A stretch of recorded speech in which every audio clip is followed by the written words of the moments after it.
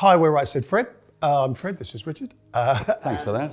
Pardon? Thanks for that. Right. I wasn't sure. And we've got an autobiography out called Still Too Sexy, Surviving Right Said Fred. Yep. We thought we'd share some moments from the book with you. There's lots of different excerpts that have been published in various newspapers, so we thought we'd just share a couple to give you a little flavour of the book. So I will let you go with the first one, which is about Mark. Oh, right, okay. Well, we were in New York. We lived in New York for a short time. 1987. Yeah, 1987. And we met a guy called Mark Stevens, whose nickname was Mark 10.5-inch Stevens, for reasons which you can imagine. And he was a bit of a porn star, celebrity, if you like. And he looked a bit like Iggy Pop. Yes, not dissimilar. And I think he wanted us to make a porn movie with two Chinese girls. Twins. Set of twins, yeah. Yeah, so we were brothers, they were they sisters. Chinese or Korean? Or I can't remember now. I can't remember now. Yeah. They don't write. No.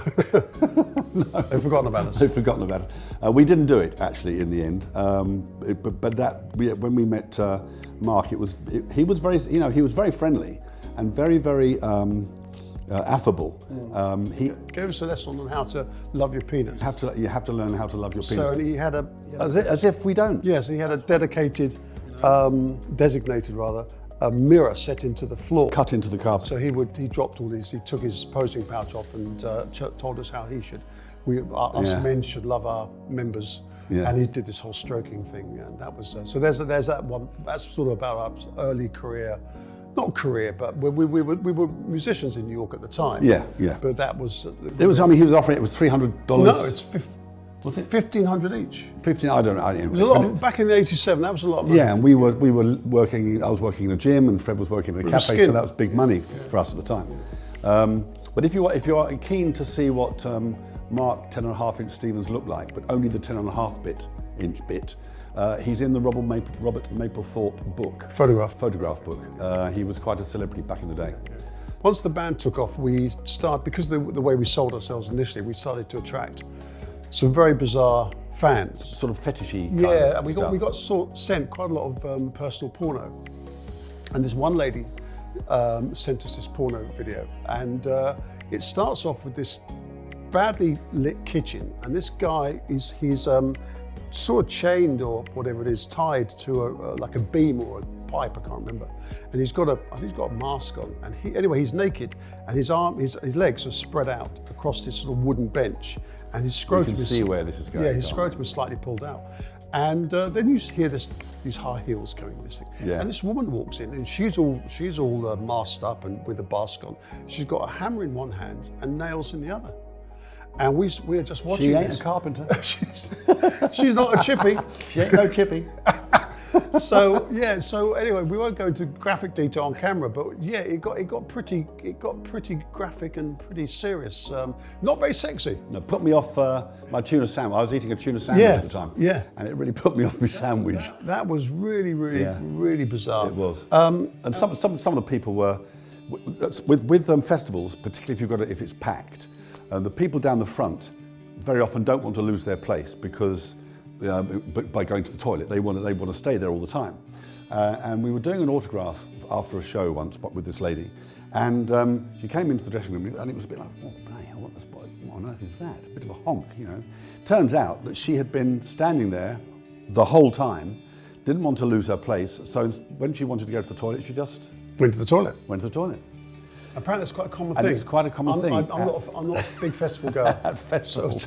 So I don't know if that's common hygiene practice. Yeah.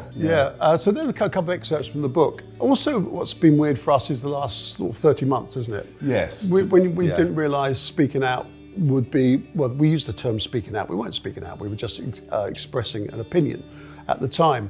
And that has now been referred to as speaking out because apparently having an opinion is quite an act of heresy now. Yeah. And we didn't realise that so many other artists would remain silent. I was expecting a whole avalanche. We were expecting this. We were stunned that what we said was such a big deal because we thought much bigger artists would be speaking out, and who the hell's going to listen to us anyway? But that's actually not happened. What's happened is most artists, irrespective of their opinion, have remained incredibly compliant and silent. And there's a handful of us that have spoken out, which has been a very, very bizarre kind of experience, isn't it? Well, yeah, one thing that has been really good creatively, I have to say, although I wouldn't recommend lockdowns as a creative stimulus, but from our point of view, not going out and doing festivals and shows forced us to rethink the kind of stuff we want to write. It does, yeah, it's true. Prior to that, we had the audience in our head, and we were writing to that. We were writing what sort of track are they going to get off on. And it's not the way you should be thinking as an artist. You should be thinking about what is it you want to create, what do you want to do, and hope that they like it. You should never pander to the audience, I don't think, because they'll spot it. So it's changed what we write. It has, yeah. And from that point of view, I think it's been a positive effect. It's been a very positive thing. Although I really miss, we both do, we really miss doing shows. And it's been a financial disaster, isn't it? It's been a financial, to say the least. It has been. Yeah. We have lost a whole bunch of money. Yeah. But I wouldn't change a single thing. It is what it is. It is what it is. Yeah. And you have to. I couldn't. I mean, often when people say, look at yourself in the mirror in the morning, and it is true.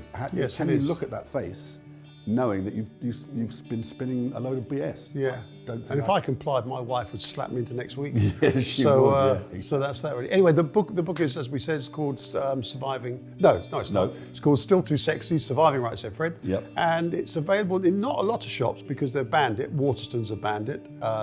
Sister Ray, Rough Trade, and HMV. But good old WH Smith are supporting it. Yep. And thankfully, Amazon are supporting it as well. So we really appreciate that. Yeah. Many thanks. Exactly.